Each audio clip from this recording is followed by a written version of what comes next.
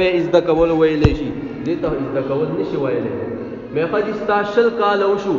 الله رب العزت د خپل دین دپاره قبول کړی فقه پیژنې فقه څه ته وایي مذهب پیژنې ملت پیژنې مسلک پیژنې دین پیژنې سو دم تشي یو ټکی والا نوی اتلو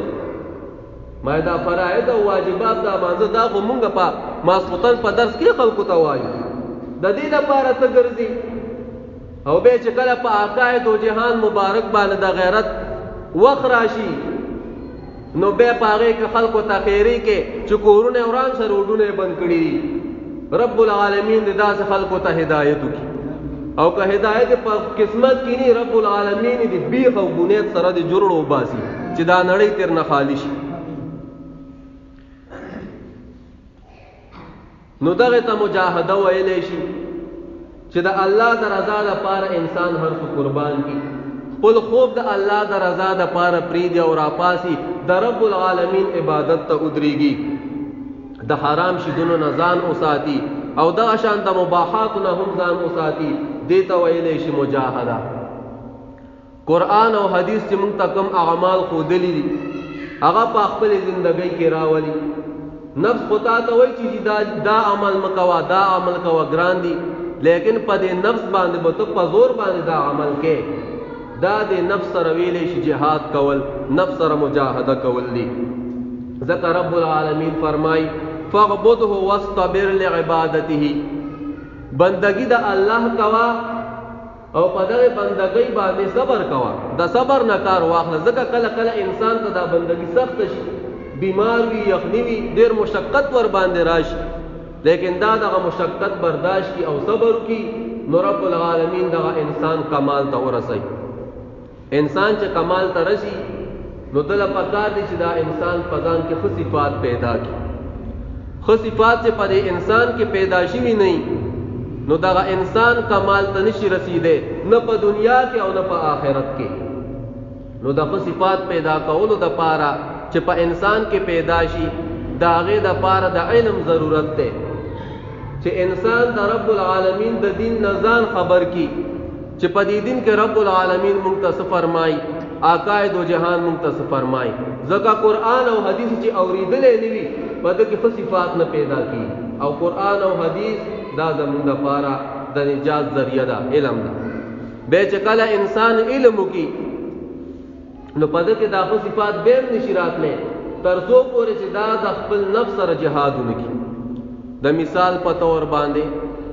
تا ته پته ولګي دا علم کې دا راغل چې تهجد یو ښه صفت دی ډېر ثواب ده لیکن د هغې دپاره راپاسېدی نه شي خپله برستن والا نه پرېږدې نو دغه ثواب نه ته محرومه یې هغې ته رسېدی نه شي صدقه یو ښه عبادت ته جهاد یو غوره عبادت ته لیکن جیب ته ګوتې نه ورښکته کړي او میدان ته نوځې نو دغه ثواب ته ته نشي رسېدی د هغې نه محرومه نو د دې لپاره مجاهده ضروري ده مجاهده ویلی شي د نفس خلاف جهاد دا صفت به په انسان کې څنګه پیدا کېږي نو د دې لپاره انسان له ضروري دي چې د نیکانو خلقو مجلسونو ته ورځي علماو سره کینی او کله کله د هغې سیرت د نیکانو خلقو سیرت مطالعه کی قرآن او حدیث اوري د هغې درس ته کینی نو په انسان کې به دا مجاهدې دا صفت الله جل جلاله پیدا کی او جو انسان پڑھاول نشي کولی کتاب نشي کته یو عالم دین لراشه ورته ووایي چې جی ما ته د یو نیک سړي کیسه بیان نو په هغې کې رب العالمین چې کوم د هغې په زندګۍ کې دا مجاهدي ذکر کړي دي او د هغې نیک اعمال ذکر کړي دي او د نیکانو خلقو مرګرتیا دا چې کوم دا نو ډېر غټ خیر دی په دې کې رب العالمین فرمایي والذین جاهدوا فینا هغه خلق چې دی زمونږ په لاره کې کوشش کوي د الله جل جلاله طرف ته کوشش کوي چې زه د رب العالمین ته یو محبوب بنده جوړ شم په نیکو کې کوشش کوي په مانځه کې کوشش کوي په هر یو نیک عمل کې خود د مقصد هغه دا وي چې ما نه رب العالمین رضا شي د رب العالمین رضا مطلبي نو د ده دپاره به څه شی دي رب العالمین فرمایي لنهدینهم سبلنا. رب العالمین فرمای ضرور به دغه خلکو ته مونږ خپل لارې ورخایو، د جنت لارې ورته ورخایو، د خپل دوستۍ لارې ورته ورخایو، د نیکو لارې ورته ورخایو، د توبې لارې ورته ورخایو. وان الله لمع المحسنین، او الله جل جلاله د نیکانو خلکو مرګره، د نیکانو خلکو مرګره دی. او ته چې به نیک سړي سره دوستی کې نو تم د الله جل جلاله دوست جوړېږي. په بل آیات کې رب العالمین فرمای وَاعْبُدْ رَبَّكَ حَتَّى يَأْتِيَكَ الْيَقِينُ. اے پیغمبر د خپل رب عبادت کوا، بندگی کوا تر هغه پورې چې تا ته مرګ راشي. بعض خلک په معاشري کې داسې شته، تاسو ته به دا خبرې نه رارسي لیکن مونږ ته رارسي. څوک راته بیان راواسي هغه واورو، په هغې کې دا انسی شیطانان چې کوم دي، قرآن او حدیث کې رب العالمین دا کمال اچولې ده، مغناطیسي صفت ته پکې. کله چې انسان قرآن او حدیث بیانوي دا انسان ځان ته رمایله کوي، ځان ته یې راکاږي. نو کله چې انسان قرآن او حدیث بیانول شروع کی نو دا انسی شیطانان چې کوم دي ولا به په بل طرف باندې راتاو شي. چېرې دا خلق قرآن اوس اوري او دا سو شو دا خو زمونږ سره به نوزي، نو راشه اوس ولا په بل راتاو شه، نو تا ته وایي ته چې د فلان کې لځې او د ده سره کښېنې، پیرانو لسیب تم پیر پرست شوې او په دې کې دی یې چې پیر صاحب دومره مرتبې ته ورسي نو د هغه نه بیا د الله بندګي کټ شي. دا خبرې تاسو چې تورېدلي مونږ اورو، مونږ ته دا خبره راځي چې پیر صاحب دغه مرتبې درجې ته ورسي، وی د ده نه مونځ کټ شو، د ده نه روژه کټ شوه. دا دروغ خبرې دي. دا صرف او صرف د دې لپاره دا خناس چې کوم دي، خناس انسی شیطانان دا د خلقو په زړونو کې په دې سینو کې وسوسې ورچوي. ځنیم الله فرمایي من الجنة والناس، څه د پیریانو نه دي او څه د انسانانو نه. پیری انسان دونه خطرناک نه دی لکه څومره چې دا انسی شیطان خطرناک. دغه شیطان د باندې ګناو کې راشه الله ته ودرېږه، توبه وباسه، دعا وغواړه، ګناه به دې معاف شي. خو انسی شیطان چې د عقیده خرابه که بس لاړې ختم شوې، بس به د قتل کول واجب دي چې سړی د قتل، ځکه عقیده د خرابه د بخنده د بې نشته. نو رب العالمین خپل پیغمبر ته فرمایي د رب بندگی کوا تر هغه پورې چې تا ته مرګ راشي، تر هغه پورې به د رب العالمین بندگی کې داغه طرف ته چې کوم د کوشش کوا، داغه په لاره کې کوشش کوا، خپل ځان رب العالمین ته نږدې کا. نو په دې آیت کریمه کې د مجاهدې ذکر دی چې انسانا د خپل نفس خلاف جهاد وکا او رب العالمین ته خپل ځان ور نږدې کا. په بل آیت کریمه مبارکه کې الله جل جلاله فرمایي واذکر اسم ربک وتبتل الیه تبتیلا، د خپل رب نوم یاد کا او دغه رب طرف ته چې کوم دنو یوازې شه. تبتل د ټول هر سنا تعلق کټ کول، د هر شي نه تعلق کټ کول او د رب العالمین سره خپل تعلق جوړول، دې ته ویلی شي تبتل.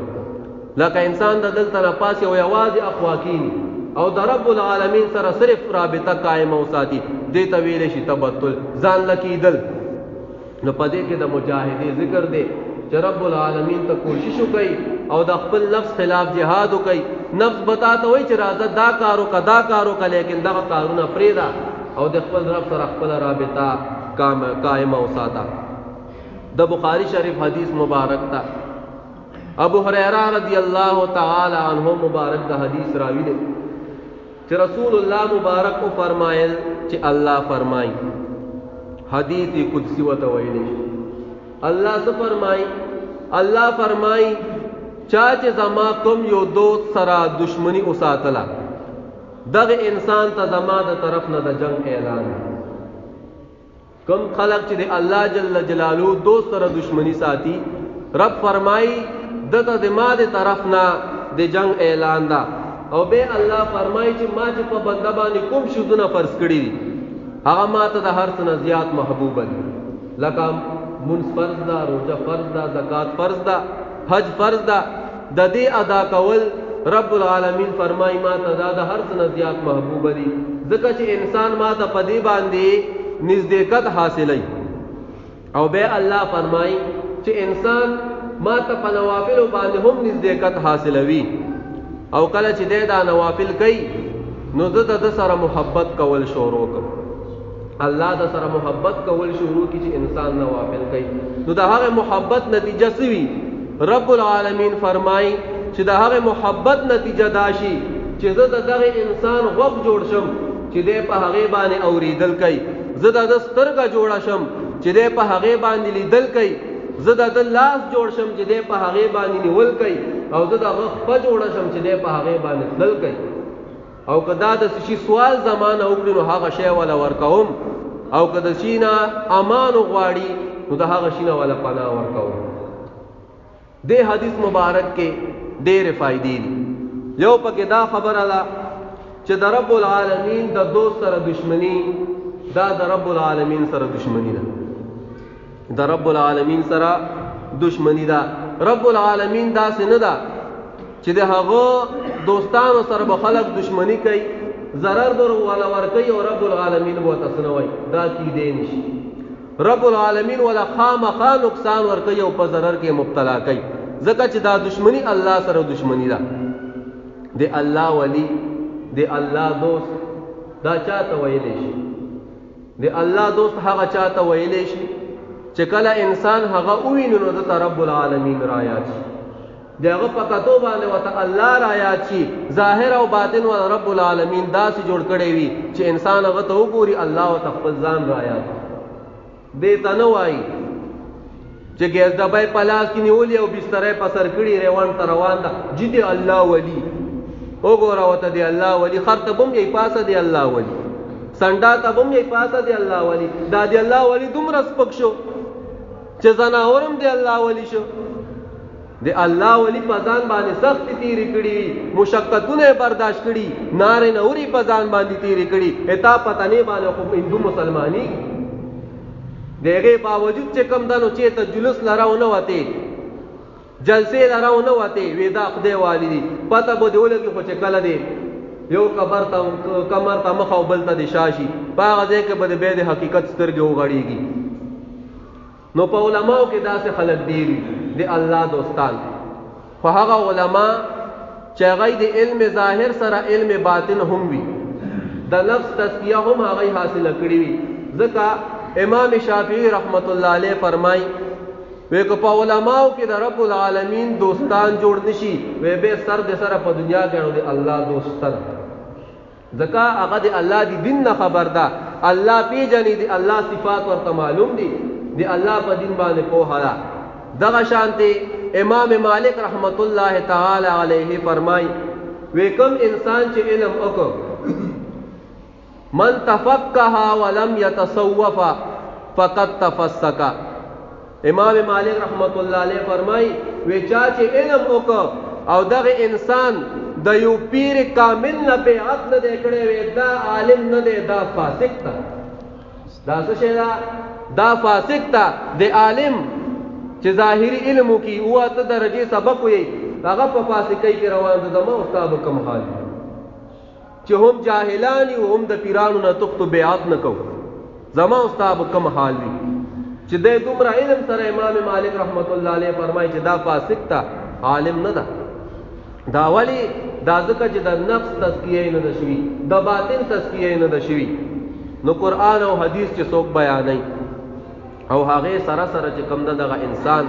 د خلقو د نفس تزکیه کوي، د باطن تزکیه کوي، دغه خلق د رب العالمین دوستان وي. دو سره دشمنی لرل نه دي پکار، بلکې دو سره دوستی لرل پکار دي. او رب العالمین د جنگ اعلان دو کسانو ته کړی دی، یو سودخور ته کړی دا، کم انسان چې سود کوي سودخور ته د جنگ اعلان دا، او بل چې کوم سړی د رب العالمین دوست سره دشمنی کوي، کینه او بغض ورسره لري، دغه انسان ته د رب العالمین د طرف نه د جنگ اعلان ده. یو روایت کې راځي چې دا کوم انسان د رب العالمین دوست سره دشمنی ساتي وې دغه انسان رب العالمین تخپل پتون او ټپولو او میدان ته راووتو چې رب ز میدان ته راوته موت میدان ته راوته. العیاذ بالله. الله دا نه دی فرمایلی چې کو په زندګۍ کې وسره چا دشمنی وکا، نه نه، پس د مرګ کده وسره دشمنی وساتله چې دا خو مړې دې مړی لراوانه ادا ځان نه ده خبر. پزان نه چې کوم د مرغ نشي شړلې مچ دي ځان نه نشي شړلې او ته زیارت ل رواني دا چې کوم د ګستاخی او بے ادبی دا دی ولی په شان کې لکه امام النووي په المنهاج شرح د مسلم کې د دې آیت مبارک لاندې لیکي ان رحمت الله قریب من المحسنین رب العالمین فرمایي چې د رب العالمین رحمت دا د نیک عمل سره نږدې وي د نیکانو خلقو سره نږدې وي نو امام النووي فرمایي ودا دې پورې نه چې په زندګۍ کې وینا وی حیا و میتا کدا انسان دی الله ولی نیک عمل کدا ژوند دی او کمړ وی دی الله رب العزت رحمت د سره دی وی د خواو نساء د لمن نساء چې رب العالمین د خپل رحمت کراون غاړي اوس دی الله ولی به سړی څنګه جوړیږي نو په دې حدیث مبارک کې موږ ته بیان وشو چې انسان لپاره دی چې دا د فرایض اهتمام کوي فرض په صحیح طریقې باندې ادا کوي او د نوافل کثرت کوي نوافل ډیر ډیر کوي نو ته به د رب العالمین دوست جوړ شي په حدیث مبارک کې دا ذکر شو رب فرمای چې زه د انسان غوږ جوړ شم سترګه جوړ شم لاس جوړ شم د دې څه معنا یو معنا علماء کرامو دا بیان کړی ده چې زه دغه سړي غوږ جوړ شم چې دې په هغه اوریدل کوي وې د دې دا معنا ده چې دغه انسان دا غوږ دا صرف او صرف د رب العالمین د پاره استعمالي کدا انسان په دې غوږونو سره اوري نو یا به مسلې اوري د دین خبره به اوري غانا بجانا بناوري وې دا د رب العالمین د پاره استعمالي دل دي د دې غوږ حفاظت الله کوي دویم نمبر د انسان سترګه جوړه شم چې دې په هغه سره لیدل کوي نو دا دې دا معنا ده چې د ته په دې سترګو کې چې څه ته ګوري نو په دې کې وته الله ښکاري مطلب دا چې د رب العالمین دلایل ورته ښکاري چې اسمان الله پیدا کړی دا ځمکه الله غوړولې ده کائنات الله پیدا کړی دی دا نظام الله چلی د دې چلولو والا یو ذات شته او دغه انسان لاس جوړ شم چې پاغه سره دې نیول کوي نو د دې سړی دا لاس چې کوم ده د انسان دا صرف او صرف د دین د پاره به استعمالي قرآن به پیرا علی د حدیث مبارک کتاب به پیرا علی او د چا سره بخېګړه کې په کوي هغه کې به استعمالي د خلکو مدد به کوي وې د لازم د الله د دین د پاره استعمال شي او په جوړه شم چې په هغه مزل کوم نو دې چې په خپل باندې کوم طرف تزي نو د الله د پاره وي یا به جمعات تراوانی یا به یو عالم تراوانی د مسلې پختنه به نه کوي دا غي د پاره براوانی د تمام بدن حفاظت رب العالمین فرمای امام رازی رحمت الله تعالی علیه په خپل تفسیر کبیر کې دا حدیث مبارک راوړی دا او به دغه په شرح کې لیکي چې الله فرمایي د غوږ جوړ شم نو رب العالمین د په دې غوږ کې د خپل دوست په دې غوږ کې داسې قوت واچي چې نږدې او لري په دواړه اوري او د سترګه جوړه شم چې دې پیریدل کوي نو نږدې او لري دا په دواړه غویني د لاس جوړ شم چې دې پینول کوي نو رب العالمین وته داسې طاقت په دې لاس کې ورواچي چې نږدې او لري دواړه په دا ورنيويش دغه په ذریعہ سره دا دغه کرامت وي او د په جوړه شم چې دې په تلل کوي نو نږدې او لري دواړه مزل لکه بابا فرمای کړ چې په یو قدم تر هر شه پورې رسی مالی دلې د رفتار د درویشانو نو به د درویشانو دغه رفتار وي چې الله فرمایي چې زه خپل جوړه شم نو دې پتلل کوي نو به دغه رفتار ته رب العالمین داسې رفتار ویلې ده رب العالمین دې مونږ خپل دوستان جوړ کی به په حدیث مبارک کې الله فرمایي کداغه انسان زمانه ششته او غواړي نو دی ولا ورکاو الله وعده کړی دا چې دغه انسان دعا قبلو او کله سینا پناه غواړي نو د هغه نه ولا پناه ورکاو نو اوس ځان ته ګوره ځان ته سوچ وکا کچرتا ساده بدن د رب العالمین د پاره استعمالي دو دا تمام وجود د دې حفاظت ته الله کولو او دعاګانې د زر زر قبليږي او د یوشنه د پناه اوخته هغه نه د پناه در پېکيږي نو کوشش چې د رب العالمین په دوستانو کې ور شاملې او کني نو به د ځان لپاره د ګناهونو د مغفرت دعا غواړه په دې حدیث مبارک کې ډېرې فائدې ذکر شوې دي جو فائدہ پکې دا ده چې په دې کې د رب العالمین دوستی حاصلول دي او هغه اړخ ته ترغیب ده. دویم د فرض ادا کول په صحیح طریقې او نوافل کثرت کول. بل د رب العالمین د دوستۍ نښې پکې بیان شوي دي. یو نښه پکې دا ده چې د انسان دا تمام وجود دا به د الله دپاره استعمالیږي، او دویمه نښه پکې دا ده چې د دغه انسان دعاګانې به زر زر قبلیږي. بل حدیث مبارک کې دام د بخاری شریف حدیث تا انس رضی اللہ تعالی عنہ مبارک فرمائی چې رسول الله مبارک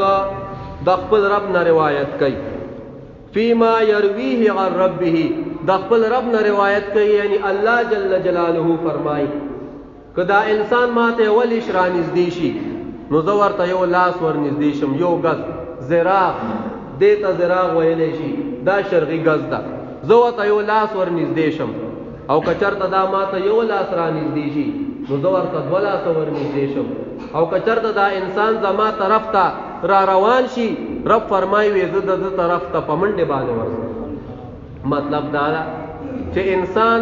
لږه نیکي وکړي، لږه نیکي رب العالمین ولا د هغې ډېر اجر ورکوي، زیات اجر ولا رب العالمین ورکوي. لغونتی کوشش وکړي رب العالمین د هغې جزا ډېره زیاته درکوي. په دې حدیث مبارک کې د رب العالمین د سخا د هغه د ورکړې د رب العالمین د بخشش او د رب العالمین قدر چې د انسان ته ورکوي د هغې بیان دی پکې. نو موږ او تاسو له پکار دي چې د رب العالمین طرف ته کوشش وکړو او د خپل نفس خلاف جهاد وکړو. ابن عباس رضی اللہ تعالی عنہما مبارک فرمائی چې رسول اللہ مبارک فرمائل نعمتان مغبون فیهما کثیر من الناس الصحة والفراغ. دو نعمتونه دي چې رب العالمین د انسانانو لور کړی دي چې د هغې د غلط استعمال د وجې نه ډېر خلک چې کوم دي هغه په نقصان کې واقع وي. څه مطلب؟ غبن ویلی شي تاوان ته، هغې تاوان ته ویلی شي د مثال په طور باندې انسان یو شی واخلي په 1,00,000 روپۍ باندې او وروسته ورته پته ولګي چې یاره دا خو د 10 روپو شی دی، نو څونه تاوان یې وکړو، وروسته په هغې باندې بیا خفه وي. او دویم یو انسان یو شی خرڅ کو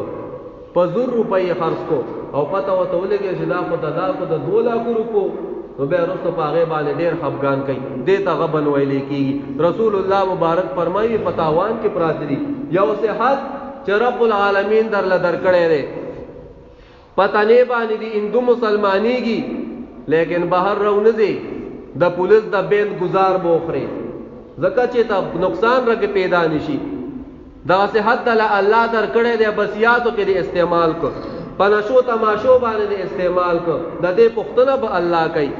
چې بندا روغ صحت مې درکړی او جوبن کوي ځوانۍ کوي زندگی دې پس کې دړه کوي. دویم فراغت زیتی ټیم، نه د دنیا څه ژوند شته نو نور څه شته، زیتی ټیم د رب العالمین درکړی ده او هغه د نه همداسې لاړ. نو رسول الله مبارک فرمایي چې دغه دوه نعمتونه دي چې خلک د دې په استعمال کې ډېر خلک په نقصان کې واقع دي، نو لہذا د دې اهتمام کول پکار دی، بلکې ترغیب راکړی دی چې د صحت اهتمام وکړي، دا په دین کې استعمال کوي او کوم فارغ ټیم چې د هغې کې د رب العالمین بندګي وکړي، جدوجهد وکړي، جهاد وکړي. بل حدیث مبارک د بخاری او د مسلم شریف حدیث تا رسول الله مبارک فرمای چې دوزخ دا چې دا نفساتی خواهشاتو کې بند شوی ده او جنت دا چې کوم دا په ګرانو او سختو مشقتو کې بند شوی ده. څه مطلب دا کوم انسان چې دا د خپل خواهش مطابق کار کوي، نفس چې ورته څه وایي هغه کار کوي او د اسلام خلاف وي، رسول الله مبارک فرمایي چې دا انسان د خپل خواهشاتو دا زندگی تیری تر دې چې وفات شي نو بس جهنم ته ځي. او هغه انسان چې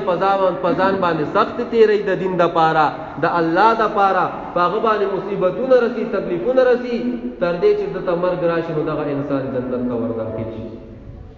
نو تکلیفونه برداشت کول، مصیبتونه برداشت کول، جدوجہد کول، د خپل نفس خلاف جهاد کول د رب العالمین د پاره هغه د پاره چې کوم د خپل خواهشات د فقول دا ډېر لوی عبادت او رب العالمین دې په مونږ کې پیدا کی رب العالمین دې موږ په دې خبرو باندې د عمل کولو توفیق را نصیب کی څنګه مې به شي په کې زمانہ شوی رب العالمین دې ما ته معافیو کی بیماران د اهل اسلام ته دعا وکړي چې رب العالمین ورله شفای کامله عاجله نصیب کو فرمای رب العالمین دې خپل عبادت او د خپل ریاضت لپاره روغ صحت او کامل صحت ورکی رب اسلام غالب کی کفر او کفرین طاقتونه مغلوب کی مجاهدین د اسلام چې په هر مقام دی رب ته سر بالا او سر بلند کی رب کوم خلق چې د نیکانو صالحانو خلقو دشمنان دي رب ته خلقو ته هدایت کی رب هدایت ورته کی رب که هدایت په قسمت کې نه تین شو نابود کی رب کوم خلق چې د دین خلاف دي رب ته هدایت کی که هدایت په قسمت کې نه رب ته د خپل قهر په سپېړې باندې واله کی هغه خلق رب چې پیرای او د اسلام په جامع کې روتی دي پیران بدلا مول غواړي رب که هدایت په قسمت کې ته هدایت کی رب که هدایت په قسمت کې نه ته نړۍ خالق کی نشو نابود کی رب العالمین اسلام غالب کو کفر او کفر طاقتنا دا مغلوب کا وما علینا الا البلاغ واخر دعوانا ان الحمد لله رب العالمین